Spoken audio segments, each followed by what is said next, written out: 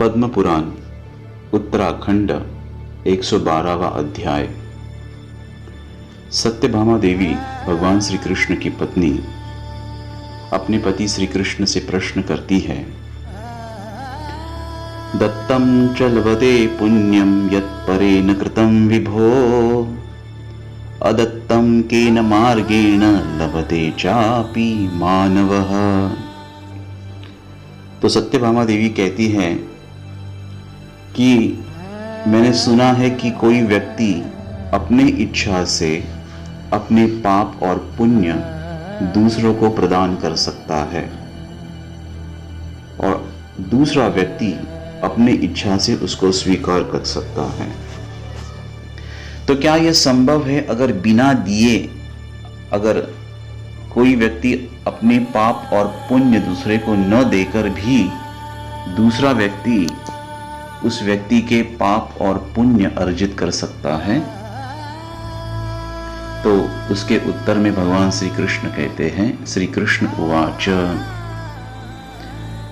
दत्तान्यपि पुण्यानि पापानि च यथा नरैः, प्राप्यन्ते कर्मणा येन तद्यथावन्निशामय।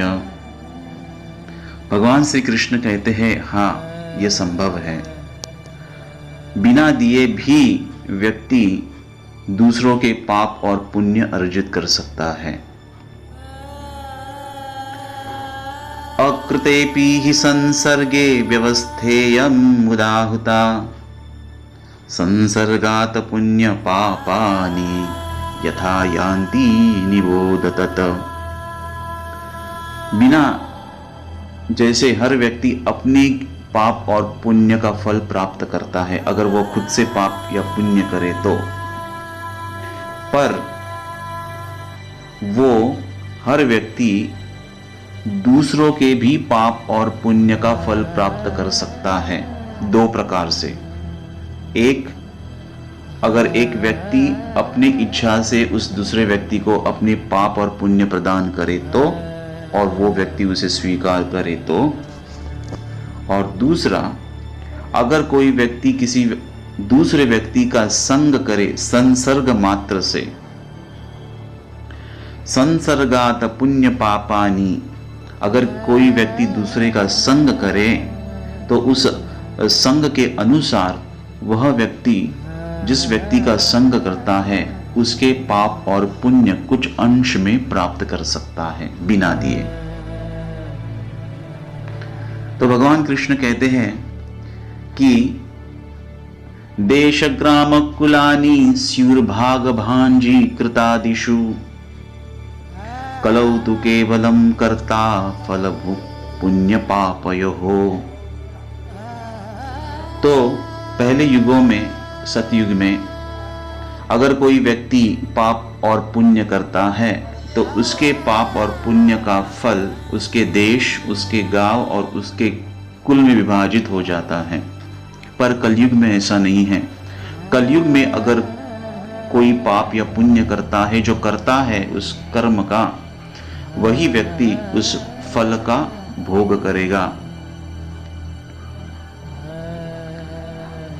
एकत्र मैथुनाध्यानादेक पात्रस्थ भोजनात्, फलार्धं प्राप्नुयान् मर्त्यो यथावत् पुण्य पापयोः। भगवान श्री कृष्ण कहते हैं, अगर कोई व्यक्ति दूसरे व्यक्ति के साथ मैथुन करता है या शारीरिक संभोग करता है, या दो व्यक्ति या तीन व्यक्ति एक ही पात्र में भोजन करते हैं, तो वह व्यक्ति दूसरे व्यक्ति का अर्ध पाप और पुण्य अर्जित करता है। फलार्धम प्राप्नुयान् मर्त्यो अध्यापनाद्यज्जनाद्वाप्येक पंक्त्याशनादपि, तुर्यांशं पुण्य पापानां नित्यं प्राप्नोति मानवः। अगर कोई किसी को शिक्षा प्रदान करता है, किसी को सिखाता है, अध्यापनात् अध्यापन करता है, और कोई ब्राह्मण अपने यजमान के लिए यज्ञ करता है, यजनाद्वापेक, और एक पंक्ति में अगर बैठ के कोई खाना खा रहा हो, यानी एक दूसरे के साथ एक पंक्ति में बैठ के अगर खाना खा रहे थे, तो वह व्यक्ति उस व्यक्ति के जिसे सिखा रहा है, वह ब्राह्मण जिसके लिए यज्ञ कर रहा है अपने यजमान के लिए, और जिस पंक्ति के यानी जिस व्यक्ति के बाजू में बैठ के वो खाना खा रहा है, उस व्यक्ति के तुर्यांश पाप और पुण्य अर्जित करता है। तुर्यांशम पुण्य पापानाम नित्यम प्राप्नोति मानवः, यानी उस व्यक्ति के 1/4 पाप और पुण्य स्वीकार कर लेता है।